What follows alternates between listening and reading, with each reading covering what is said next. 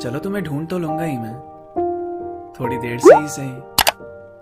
बस मुझे याद रखना तुम, और अपनी बातों को भी।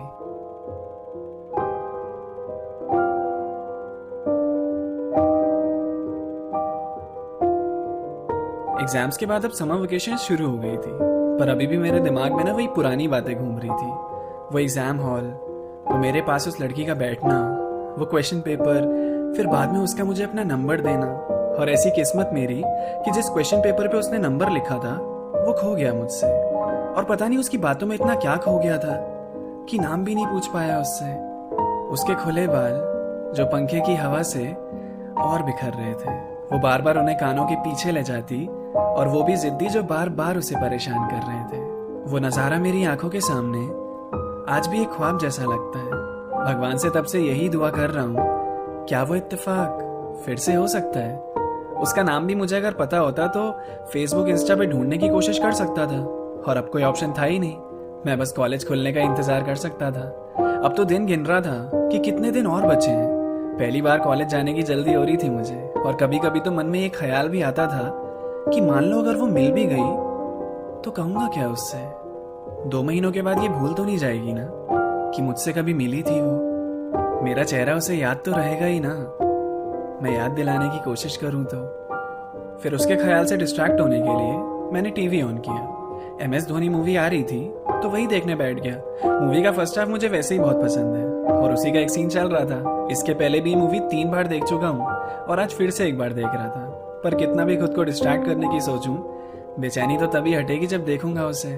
और ऐसे ही इंतजार करते करते वेकेशन के 1.5 महीने भी बीत गए। 4th सेमेस्टर का रिजल्ट आज आ गया था मेरा, और मैंने सबसे पहले अपना ऑटोमेटा का ग्रेड देखा। वही सब्जेक्ट जिसमें एग्जाम से पहले हालत खराब थी मेरी, और फिर उस अनजान शख्स ने मेरी पेपर लिखने में मदद करी थी।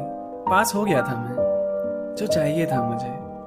फिर उसकी वही बात याद आई जो उसने कही थी मुझसे कि थैंक्स तब बोलना जब पास हो जाओगे। और यही सोच के मैं मुस्कुराया भी। हंसी भी आ रही थी ये सोच के कि किसी को रिजल्ट देख के किसी की याद आई होगी कभी। 15-16 दिन बचे थे कॉलेज खुलने में, फिर इंतजार उसका भी खत्म हुआ, और अब 5th सेम के पहले दिन के लिए मैं खुशी खुशी घर से निकल गया। मैंने पहले दिन से ही उसे ढूंढने की कोशिश शुरू करी। कैंटीन में ढूंढा, हर बिल्डिंग में खोजा, पर वो कहीं दिखी नहीं। बस उसका चेहरा ही है जो ध्यान में है मेरे। नाम, कोर्स कुछ भी मालूम होता तो मुश्किल होती ही नहीं ढूंढने में। मैं 1 महीने तक उसकी तलाश करता रहा, पर उसका कोई एक निशान भी नहीं मिला। कोई जादूगर है क्या वो, जिसने जादू से खुद को गायब कर लिया है। इत्तेफाक से ही जरा कभी दिखे तो सही, क्यों खुद को मुझसे इस तरह छुपा लिया है। अब मैं भी उम्मीद छोड़ चुका था, उसकी तलाश करना भी बंद कर दी। 1 महीने से ज्यादा जो हो गए थे उसे ढूंढते ढूंढते अब सारी कोशिश इत्तेफाक पे छोड़ दी। एक दिन कैंटीन में बैठा अपने दोस्तों के साथ मैं समोसे खा रहा था। वो लोग गेम ऑफ थ्रोन्स की बातें कर रहे थे, और सच्ची बताऊं तो मुझे कुछ समझ नहीं आ रहा था। फिर कल कॉलेज में डीजे नाइट जो होने वाली है उसकी बात शुरू हुई। हम लोग भी बहुत एक्साइटेड थे कि मजा आएगा, क्योंकि पिछली बार तो हमने वो रात मिस कर दी थी। तो कल शाम 7 बजे से 10 बजे तक सिर्फ नाचना और झूमना होगा। सारी उसी की बातें चल रही थी कि क्या पहन के आएंगे और कैसे कैसे क्या क्या होगा। आज लेक्चर करने का भी किसी का मन नहीं हो रहा था, पर अटेंडेंस कम थी तो क्लास में जाना भी जरूरी था। ये 75% अटेंडेंस का रूल जिसने भी बनाया है ना, बहुत फालतू काम किया है। मार्क्स से ज्यादा अटेंडेंस की चिंता होती है, और क्लास को देखकर तो ऐसा लगता है कि जिंदा लाशों को ही बिछा दिया है। पर जो भी है, जैसे तैसे आज का दिन खत्म हुआ। अब कल की शाम आई और मैं भी डीजे नाइट के लिए अपने तरीके से तैयार हुआ। अपने दोस्तों के साथ मिलके हम सारे यार 7:30 बजे कॉलेज पहुंच गए। गाने बज रहे थे, शोर हो रहा था, और सारे लोग बड़े सुंदर से दिख रहे थे। हमने भी सबको ज्वाइन किया।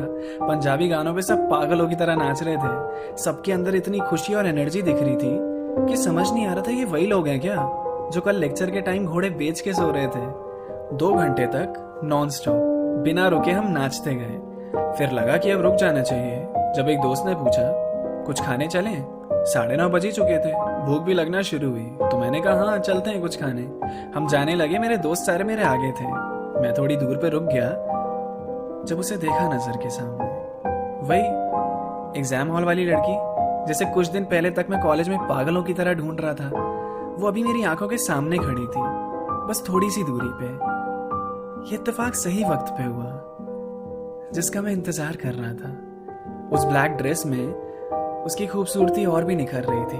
बालों को कर्ल कर रखा था उसने और ऊपर से नीचे तक वो पूरी सजी हुई थी। उसे देखकर मेरी जुबान से बस एक ही शब्द निकला, हाय। मैं उससे बात भी कैसे करने जाऊं, मेरा दिल जोर जोर से धड़का जाए।